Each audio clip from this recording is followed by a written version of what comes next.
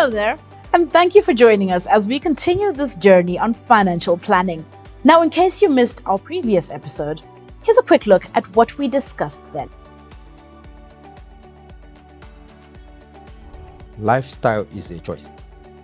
So if it is a choice, what does it mean, Candice? It means you have got to plan for the choice.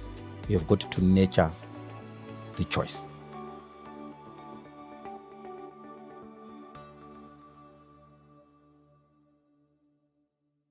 All right, so now that you're all caught up, today we want to look at financial goals.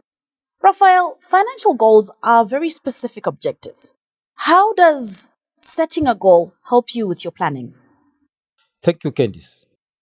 Financial planning and goal setting is critical.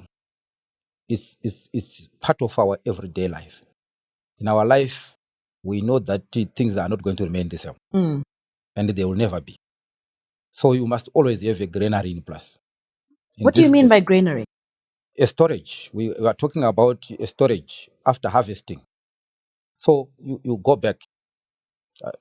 Biblically, it was said Joseph was told to have to prepare for 7 years of plenty and 7 years of drought. What it meant is that you and me, we have got 7 years of plenty and 7 years of drought. So you must be prepared as well from a financial world. Okay. To have a financial granary. So in order to have this financial granary, you are saying, understand where you are, understand where you want to be. So in other words, this granary requires you to set specific goals. They must be specific. Are they specific? We are saying you need to set a target to say, I want to be saving $1 a day. And as I save this dollar, by the end of the year, I must have this amount. Okay, but this is the current, and I know you can relate to this current dilemma. It doesn't matter how much money we have. We never have enough money. Day to day, we hear people who go on about, oh, I earn this much and it's not enough, and then I get this and it's not enough. So how do we set goals? How do we plan with goals in mind when already mentally we're in this deficit? True. You ask a very good question. How good is enough? What is enough? Do we get to a point where we can define more money? No. More money is when you are able to do what you want to do at any given point in time. Mm-hmm. That's more money, or that's enough money. So this is why we are saying, when you know what you want to do, it means you are then able to say, how much money do I want? How can I save it? Okay. So there isn't nothing called enough. It's only enough when it is you are able to meet your objectives. And how do I get to that point where I can meet my objectives? So the starting point is you must be able to say, if I wanted to buy a car, how much does a car cost? So in other words, your objective now in terms of financial planning is to be able to buy the car or the bicycle or the dress. So in other words, we are saying your goal must be specific. You are not just planning for the sake of planning. Right. You wanted to buy a dress. You must be able to measure it. From time to time, look back and say, this is what I wanted to do by December. I am now in March. How much ground have I covered?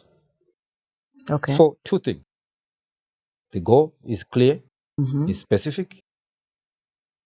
You are in a position to measure the success. So, in other words, when you do that, do not overstretch yourself. Right. Set a target which is attainable. Difficult, but attainable. Okay. So in other words, I'm saying do not discourage yourself. If you set an ambitious goal, you cannot say you earn $100, then you say you wanted to buy a tractor for $200,000 by the end of the year. Right, so it must be attainable as well. So in other words, attainable leads to say it must be realistic. Right. Yeah. Let's understand where we are. Understanding where we are, it means time bound. So by the end of the year, we should know what we wanted to do to save. So the goal is set to according to a certain time period. Okay. Smart. That is what you were spelling out, eh? Yes. Okay, all right. So smart goal setting, not just random, willy-nilly, I'm just setting a goal for the sake of setting it. True. It has to be specific, must be measurable, attainable, realistic, And and time-bound. timely. Time-bound. All right. So there you have it. A new way to look at things. Now, could this SMART method be a way for you to handle your finances, or would you change things around a little bit? Let us know in the comments section. And as you think about that, here's a recap of what SMART is. And of course, we'll see you next time. My name is Candice. Be kind to each other, but be kinder still to yourselves.